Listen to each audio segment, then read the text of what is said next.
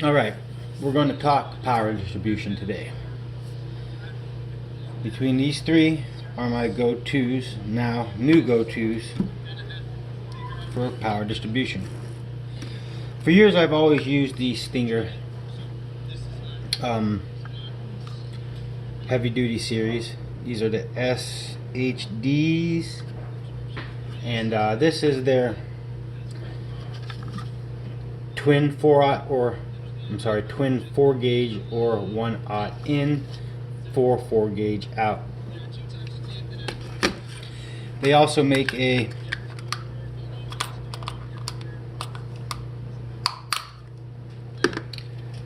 twin 4 or 1/0 in and a dual 4 or 1/0 out. This works with dual mini A&Ls per side to make one fuse rating or load. So you know, that's like basically your 2-spot 1/0 distribution block. And then this is their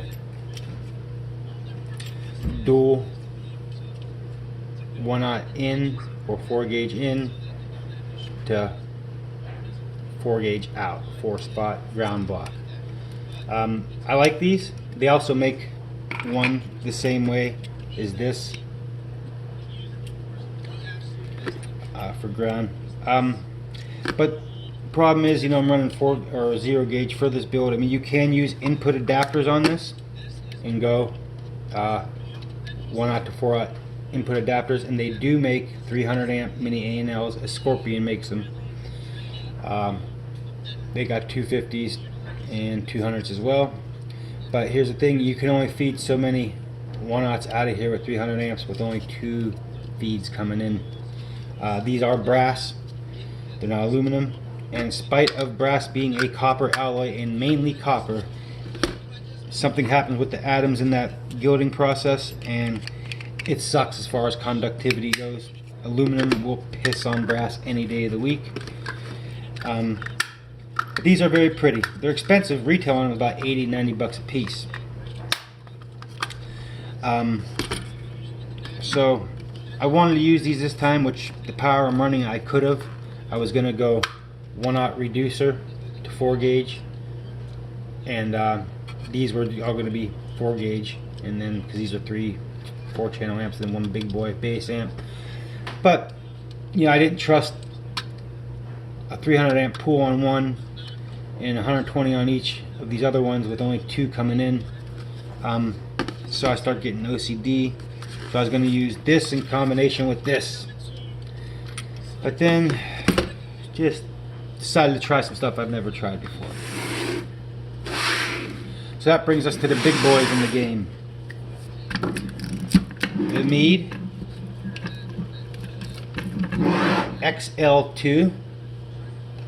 Now there's the thing, I did not know these things were this damn big before I ordered them. If I'd have known that, I'd have made these work. But since I spent $110 on it, I'm going to use it, and that's all there is to it. It's going to make the little installation a little simpler too, less thinking, less making things work. So let's dive in and take a look at it. You can also replace these with wing nuts. Don't really matter.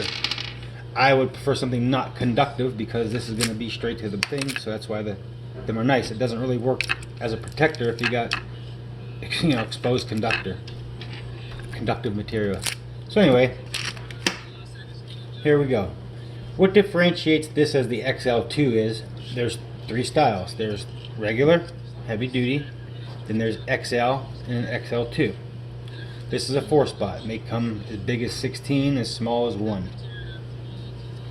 What makes this a XL2 is the fact that it has separate attachment for the lugs and the fuse. I personally like that because one side of this is going to be hot, and if you have to fumble in the dark, cold winter day changing a fuse or doing a little minor adjustment, you had a great idea in the middle of the night or whatever, you're going to be taking off one lug that's hot, and the fuse has to come with it. So this lets you keep your lugs attached, and then it lets you set your fuses. It's rather big. It uses 5/16 bolts. I really haven't made a choice to pull these copper pads up to see how thick they are, really, but I don't think they don't appear to be that thick. I'm sure they hold the amperage fine because it's Meade. He wouldn't be putting out no bullshit. So, but that got me into my power run to the rear, because this is going to be feeding the amps off the rear battery. So I was like, yeah, I want a 2-spot. But I don't want them that big, you know. I know it would be half the size, pretty much. And now that I think about it, that would be probably the same size. But anyway, I stumbled upon these gems. What I really like about Jim's Machine Works, Wieners! Sorry about that. Jim's Machine Works, that kind of happens around here from time to time. Jim's Machine Works, 2-spot, XL2 style fuse holders. I like these a lot because the sides are protected. That's one of the things that kind of irked me about this, was it's exposed, you know. Under the hood, that kind of would bother me a little bit. I think Meade should really make some, you know, just glue something there or machine it.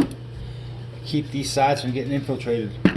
But anyway, you got your openings here on Jim's, but you got your lugs there, and they're pretty. They got a nice look to them. They got these nice threaded spacers in here, connecting top to bottom. You get them in many different colors. I chose red and black. This is going to be my rear battery fuse holder. It's clear and black. So let's dive in and take a look at these. Pretty sturdy made.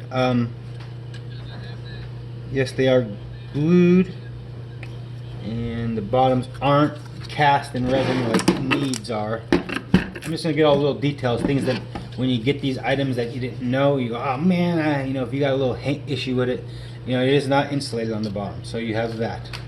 So if you're gonna go sticking this in the car, build a platform for it, or fill some resin in there, because if you touch metal to this, you're gonna ground out. Where on this one you don't have that problem because it's cast in resin. Anyway, funny thing is I just happened upon that and, you know, ad-libbed that whole thing. I'm gonna be thinking about doing something to fix that. But anyway, you can see his pads are absolutely thicker than shit. See if I can get a reading on one of them. It's in a kind of a tight spot. We'll see exactly how thick they are. We're gonna go millimeters. We're working with alright, so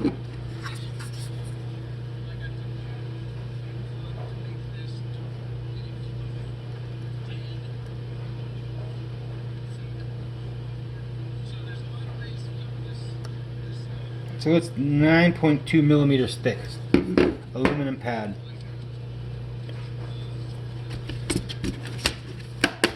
So, like I said, this is also XL2 style because you have separate spots for your lugs and your fuses. Difference being, Meade's version of this is $80 or $90. Jim's is $60. I've always liked Jim's Machine Works stuff. I like his flat top battery terminals. Very unique in the fact that they are 5-spot, 7-spot, or 9-spot, not 4, 6, or 8. The reason he does that is because of, he thought, he used his head. The lugs are staggered, so you have 3 and 2. What that lets you do is, it lets you run them all one way because there's clearance between the spots for the 2 to come through or the 3 to go this way. So you don't have to have wires coming in from all angles. You know, you can have them all coming out one way. Very helpful with batteries with recessed blocks in the top. It works well. I like them. They're thick. In this particular build, I'm using, because of my particular battery, it's a Titan 8 under hood, and it is got a really deep recess, and you can't get much under other than if you use an aluminum spacer or Sky Highs with their slit. Let me explain to you what I mean. Shazam! Magic. Alright, so as I was saying, gems are nice, but the screw on them was over here, and my particular battery would not fit that mating up. Sky Highs will fit the bill because you can adjust where they're at, so that's really cool. These are a lot thinner than Jim's.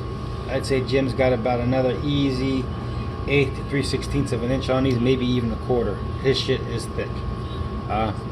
These will work just fine, and these are 5/16 bolts, as are all of these. One little word of advice I will give regarding lug size and bolt size, and I got this from my buddy Jonathan Patrick, who you don't question. The man's a genius. His alternators take M8s or 5/16.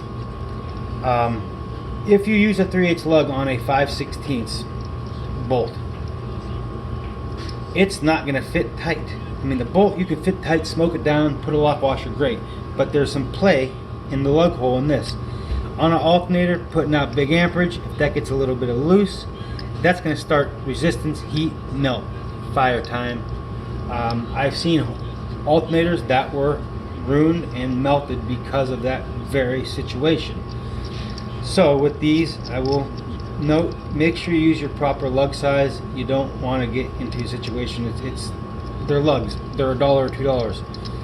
If you're into the point where you're putting a high output alternator in your car, you don't want to spend $2 for a lug that's the right size. You really need to really value what the fuck you're doing. And that's all I have to say about that, really. So also I will note, and this came from a lot of people, one of them be my buddy John Patrick at Brand X, another one come from Jim Brockman from Jim's Machine Works. You have no benefit other than visually by going with copper battery spot posts, copper input gauge reducers. They look pretty, but here's an issue. That's pure copper chunk underneath your hood. That's going to have less corrosion resistance than aluminum will. Aluminum's going to resist the elements a little better. You know, that's just how it is. Unless somebody wants to tin their copper input reducers or their flat spot battery terminals, then great, but you lose the visual aspect of the shiny copper. So, in short, I really think these Jim's Machine Works are the hidden gems. Do not sleep on these. They're robust. They're badass. And Jim's a great guy. And they're half the price of Meade's. In my personal opinion, they're built a little better than Meade's. That's not a diss to Meade himself or anybody. It just, that's my preference. People have preferences, and that's mine. So I'm going to sign out with that. Thank you for watching.